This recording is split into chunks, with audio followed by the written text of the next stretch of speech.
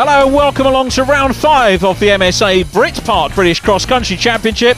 Like round 4, we come to you from Radnor in mid-Wales, and although it's the same venue as round 4, it's not the same course. The organisers have utilised Ednol Hill, that's to the south of the forest, where they've laid out a course that is fast and rough in equal measure. Here's the championship after round 4. The Freelanders led by Nick Lyons and Craig Hutchby. Selwyn Kendrick and Caroline Curry in second place. In the Britpart Trophy, Alan Thomas and Barry Marshall head of the stack there, ahead of Mark Jakes and Simon Last. They're in second place. Richard Kershaw leading the overall from Mike Moran. Paul Myers in third place and Andy Powell in fourth. Richard Green and Richard Griffiths in fifth. And so we start with Mark Hones and navigator Robin Izzard in the clubman class. The weekend started out well for the pair and they posted impressive times for their first 3 runs and could have been contenders to win the class, but suffered engine troubles and sadly had to retire after run 3.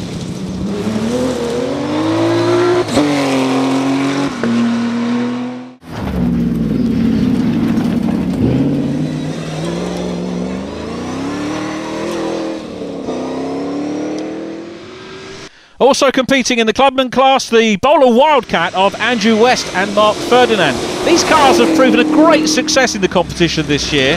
Whilst not as nimble or fast as the smaller cars, the Wildcats are really sturdy and they're reliable, putting in consistent times throughout, highlighting the varying skills, techniques and tactics that are used in this type of competition, making it one of the most interesting and entertaining forms of motorsport in the world.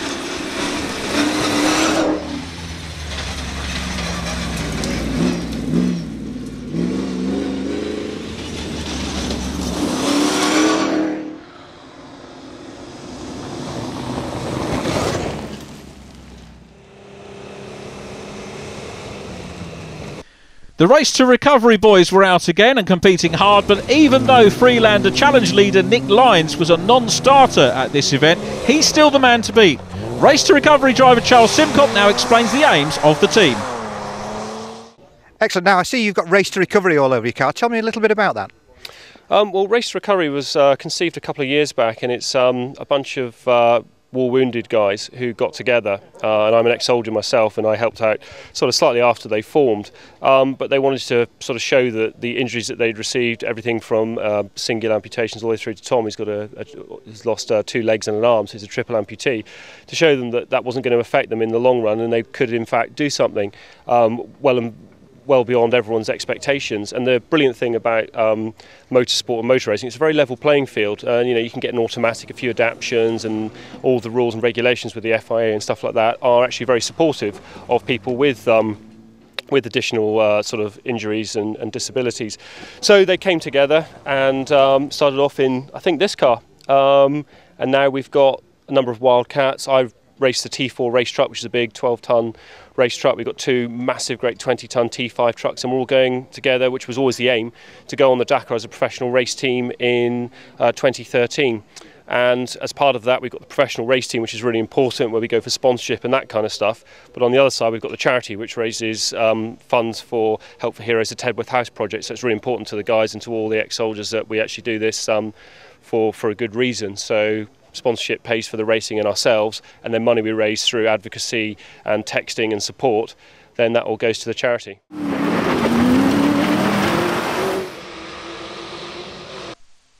And now to the Britpart Trophy event. Alan Thomas, along with co-driver Barry Marshall, are currently leading the trophy class on points, but didn't manage to win this event, coming in minutes behind the winner Paul Harris.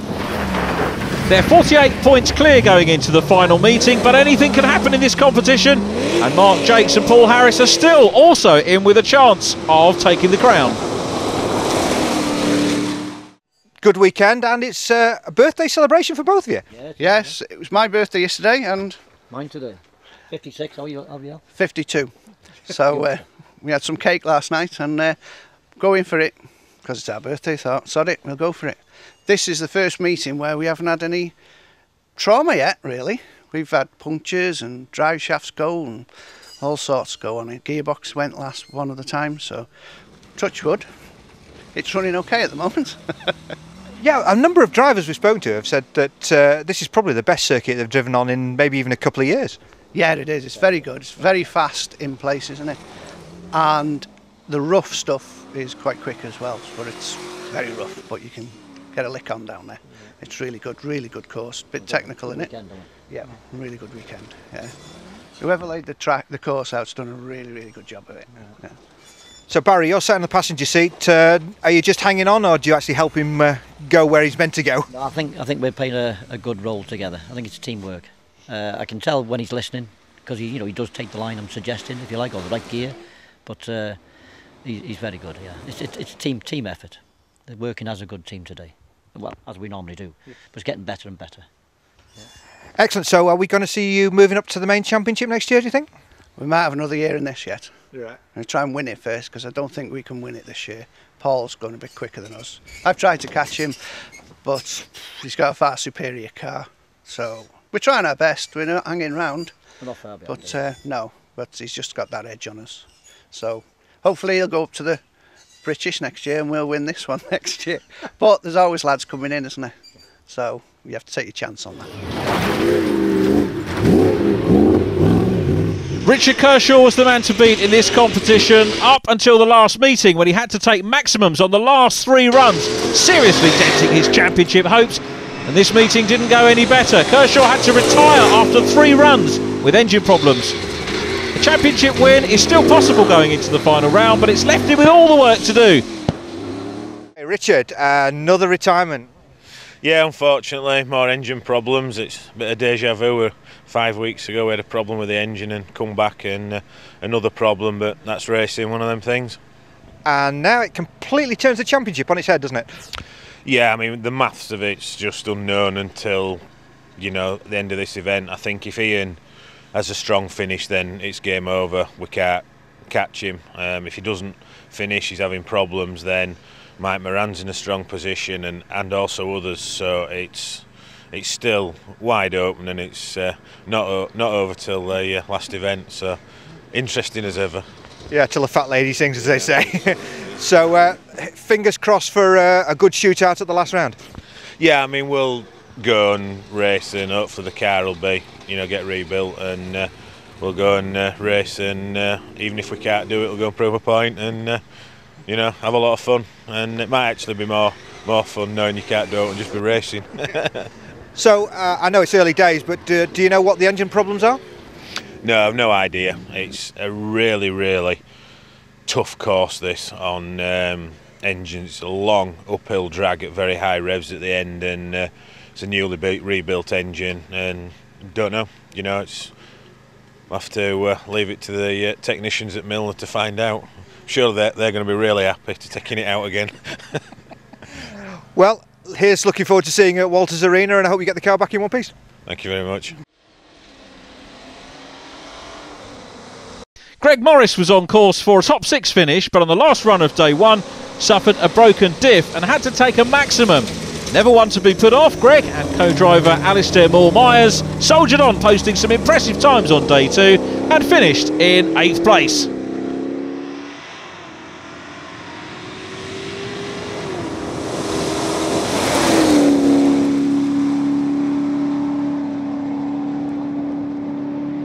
Greg, fairly kind of uneventful weekend for you, really? Well, it's been okay. We broke a diff yesterday, so we had a maximum time because we didn't get back out in time for our last run. So that's kind of put us down the field a bit, but we're trying to catch up this morning. It's fast and furious out there. It's bloody good fun. And so we're just hanging in there and seeing what happens. Well, we've talked to a number of drivers and they've said this is probably the best course they've driven in maybe even a couple of years. I would think so, yeah. It's got a nice mixture, but where it's fast, it's properly flat out. It's brilliant. And then the rough stuff, proper off-road rough stuff, so it's thrown everything at the cars, and it's just absolutely awesome out there. Fantastic. And of course the weather's dry, so there's no real problems. You can trust the car and just let it have it. It's good fun. So what's your prediction for the finish this weekend? Oh well, that's well, Ian Rochelle's doing quite well, isn't he? So I heard he had a few engine problems, but he's in the lead. Paul Myers from Britpart's doing really well, so it looks like he'll be in top 3 if he holds it together. So I think he will too, so that should be good. Us, well, I don't know, we dropped to 15th with that maximum time, so if we get back into the top 10 it'll be a result for us. We would have liked to have been top 5, but I don't think we can get there now with that maximum time. So if we can get top 10, I'll take that. The Clubman's led on day 1 by Michael and David Hannock from Andrew West. It's the Ratta Gillespie partnership leading the Freelander Challenge from Simcock and Cullum. Moving on to the trophy, Paul Harris leading from Alan Thomas with Mark Jakes in 3rd place. And the overall standings led by Ian Rochelle from Martin Cox, Paul Myers in 3rd and Richard Wynne Williams in 4th place from Mike Moran. Join us after the break for part 2.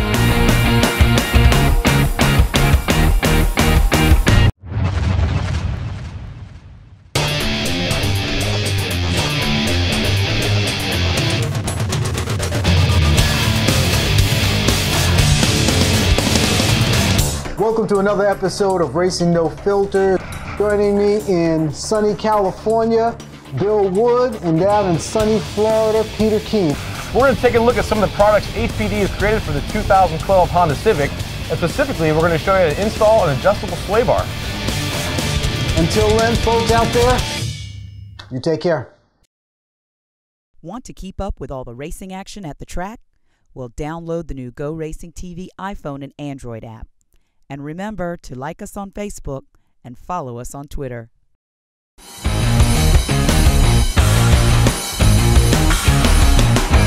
Welcome back to part 2 of the MSA British Cross Country Championship. The weather at this event so far has been kind. The rain has stayed away.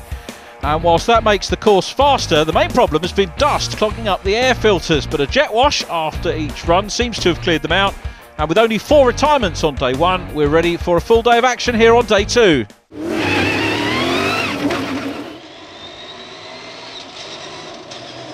And we start with the winner of the Clubman event, Michael Hannock. This is Michael's 2nd British Cross Country event, and he set some blistering times in his Milner R5. And had he been competing in the main championship, would have actually beaten Ian Rochelle. If Michael makes the leap from Clubman to championship contender, he will be a serious competitor next year and a possible title winner. What an exciting day. Well, tell me about it. The start of the weekend, if you said you're going to finish first, I would have taken that quite happily, and it's happened. So don't ask me how, because I don't know how, but it's been a really good weekend and really enjoyed it. Okay, we're looking for quite an exciting day at Walters Arena because everybody seems to be going for it. Yeah, nothing to live up to then, eh? Yeah, you know, looking forward to it. I do like the faster events, getting to grips with the car now, know what it's going to do in certain places, so yeah, all good. Excellent, well congratulations, and we look forward to seeing you in the next one. Thank you very much, cheers. The Freelander Challenge was won comfortably by Chris Ratter. Going into the last round, Chris is all but guaranteed a podium spot, but he'll have to fight hard if he's to beat the front place man, Nick Lyons. In this event, Chris had a guest co-driver. His name was Keith O'Farrell. Keith had won a competition in his homeland of Ireland, where Selwyn Kendrick, the organiser of the Freelander Challenge, is looking to start a similar competition.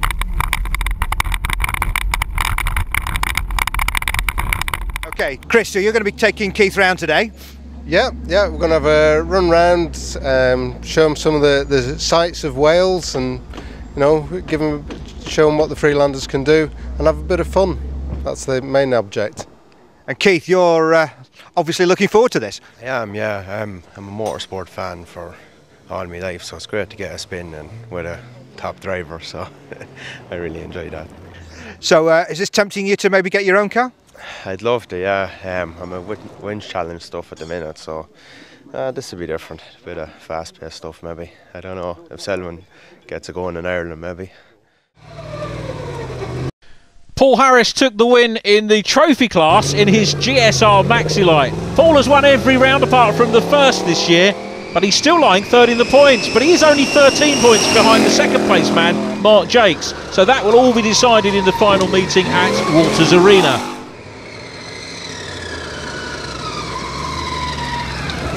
Right, Paul, quite an interesting weekend, one way or another. Yeah, the track's very good this weekend. It's started to get really rough today though. Yesterday we had a few teething problems with overeating, but apart from that, it's been good. So you said you had 1 or 2 teething problems with the car, anything major? No, it was just getting warm. I got a radiator in the front and I think the one cause just blocked up and causing it to just get a bit hot over the finish line really. I've took that out this morning and just joined the pipes up and it seems to be better, so just get to the finish and hopefully win my class. Phil Evertson had his best finish so far in this competition, coming 6th in his Metro 6R4 Evo. Consistency has been the key to Phil's campaign. He had to retire early in meeting 3, but had that not have happened, Phil would have been gunning for a top 5 finish. He's in 8th overall, but could certainly get to 6th place in the final meeting of the year. Absolutely fantastic. Yeah. It's the best course we've had this season. Right. Yeah, in fact it's the best course for the past few years, I think. Fantastic. It really is. That's an endorsement. It's a bit of everything. Yeah. It's a bit of rough, fast, tricky stuff. It's a really good course. I'm enjoying it. Yeah. Last night, in the day one, we were running 6th, I think, in the championship, Right. in the running order. Excellent. So that's a good result for you, isn't it? It's the best result so far. Yeah, yeah, absolutely. So I can't complain at that. Yeah, yeah. No, I'm over the moon with that. I'm very happy with it. Mike Moran and Tony Coyd finished 5th in the AT Challenger. Mike had to finish the second half of day 2 with only 2-wheel drive.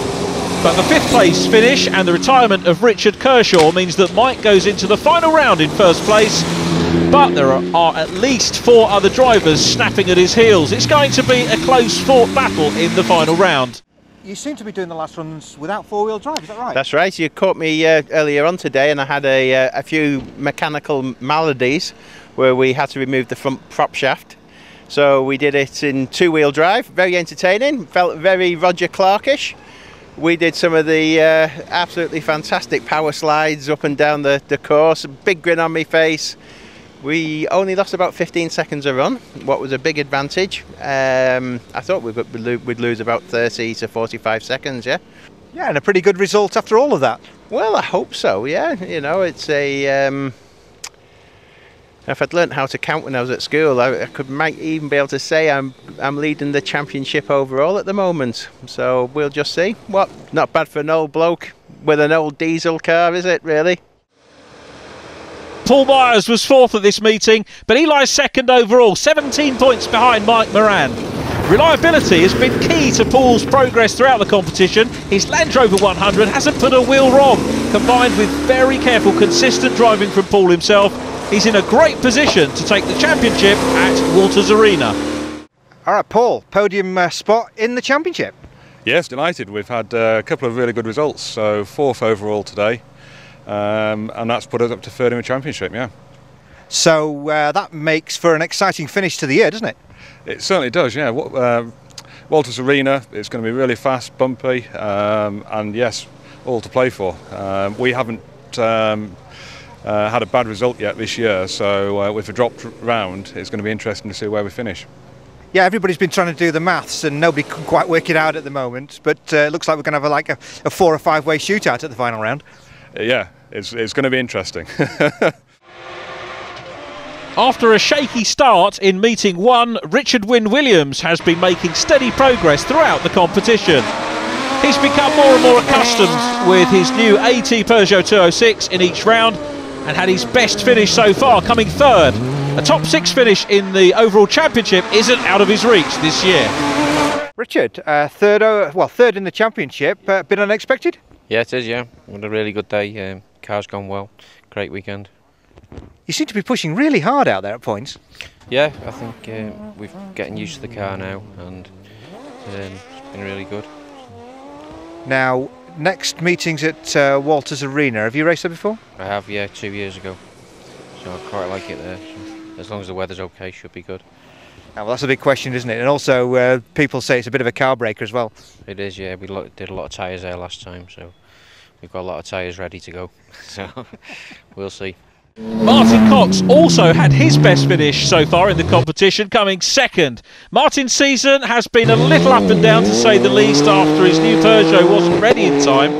back at the opening meeting of the season. He had to use his old Tornado Evo 1 for the first 2 rounds, and there were teething problems in the third when the Peugeot made an appearance. This time, his times were consistent throughout the meeting, but he had a worrying moment in the final run when his fuel pressure warning light came on halfway through the last run. A consistent weekend is probably a good way of putting it, isn't it? Well, this weekend we haven't actually really laid a spanner on the car. We've just checked the wheel nuts a few times, used a shed load of fuel, put more money in the coffers for the inland revenue. And as we came in down to the pits on after we'd finished, the oil pressure warning light came on, so we'd only just made it. So anyway, we'll look forward for the last round at Walters Arena.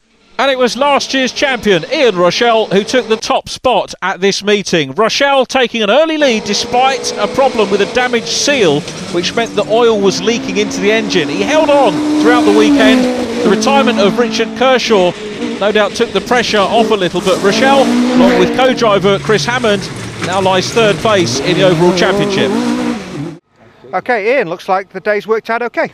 Yeah, it's been a strange day, obviously, with Richard going out yesterday and 1 or 2 other competitors having their own troubles as well. We've just had to try and get round without making a silly schoolboy error. So not the best day of racing, because racing is all about trying to take chunks out of one another, but yeah, we've got to finish and put us in good stead for the championship. I think there's about 5 or 6 different people now who can take it at the next event, so it's going to be a lot of nerves jangling on the start line down in Walters Arena in a month's time.